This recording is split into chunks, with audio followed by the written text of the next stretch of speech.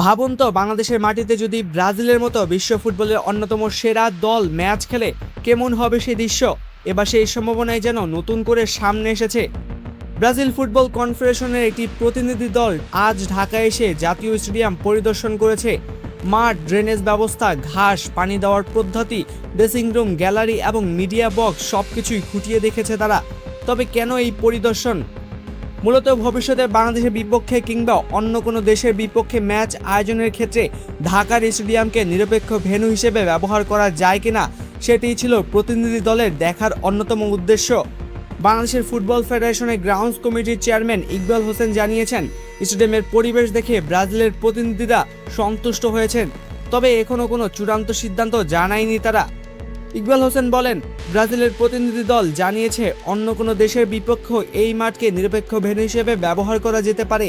এমনকি বাংলাদেশের বিপক্ষে ম্যাচ খেলার সম্ভাবনা তারা উড়িয়ে দেয়নি, তবে তাদের চূড়ান্ত প্রতিক্রিয়া পরে জানানো হবে।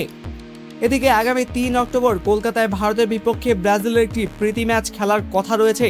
সেই ম্যাচের আগে ব্রাজিল ঢাকায় অনুশীলন করতে পারে কিনা এমন প্রশ্ন উঠেছে, তবে এ বিষয়ে এখনও কোনো আলোচনা হয়নি বলে জানিয়েছে বাফুফে। প্রতিনিধি দলটি মাঠের ড্রেনেজ সিস্টেম, পানি দেওয়ার ব্যবস্থা এবং ঘাসের মান বিশেষভাবে পর্যবেক্ষণ করেছে।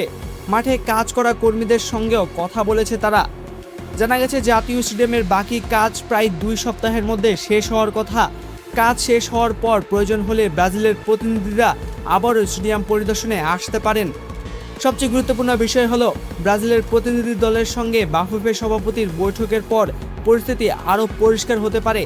অর্থাৎ এখনই বাংলাদেশের ব্রাজিলের ম্যাচ নিশ্চিত না হলেও ঢাকার মাঠ নিয়ে ব্রাজিলের আগ্রহ যে তৈরি হয়েছে সেটি নিঃসন্দেহে বাংলাদেশের ফুটবল প্রেমীদের জন্য বড় খবর। তাহলে কি সত্যি একদিন বাংলাদেশের মাটিতে দেখা যাবে ব্রাজিলের তারকাদের?